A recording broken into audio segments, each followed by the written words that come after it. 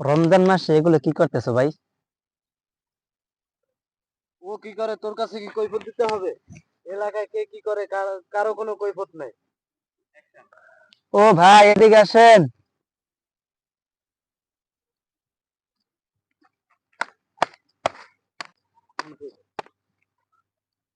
এখানে ও বলতেছে, আমি শুনতেছি যে তুমি বলতেছো ওকে যে এই এলাকায় কে কি করবে কিছু বলার নাই, মানে কে কি করবে মানে এখানে যে আমি সব দাঁড়াই দেখছি, তুই আমার ছোট ভাই, তুই যে ওর সাথে এগুলো করলি। এই তুমি কি করতেছো? রমজান মাসে এগুলো কি করতেছো? ওঠো, ওঠো, এগুলো কি করতেছো? আরে তুমি ওঠো। আর কখনো প্রতিবাদ করতে, নেশাখোর বা সন্ত্রাসীর বিরুদ্ধে প্রতিবাদ করতে কখনো একা আসবে না। ও তো হলো সন্ত্রাসী, আমার ছোট ভাই হয়েছে কি হয়েছে? আমি তো ওখানে দাঁড়িয়ে দেখতেছি, আমি একটা জমির কাজ করতেছি, তাই লিখতেছি, তাই দাঁড়িয়ে দেখতেছি যে। আর তুই এই ধরনের বেদবি কেন করস মানুষের সাথে?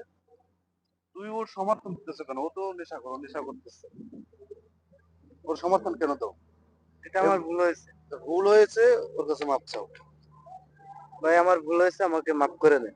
আর তোমাকে একটা কথা বলি ভাই, রমজান মাস আপনার তোমাদের শরীরের অবস্থা, তুমি তো নেশা করতে করতে এরকম হয়ে গেছো। কখনো আর নেশা করবা না। নেশা মানুষকে ধ্বংস করে দেয়, হ্যাঁ? আর রমজান মাস আল্লাহ তাআলার ইবাদত করতে হবে, কখনো নেশা করবা না ভাইয়া। ঠিক আছে ভাইয়া?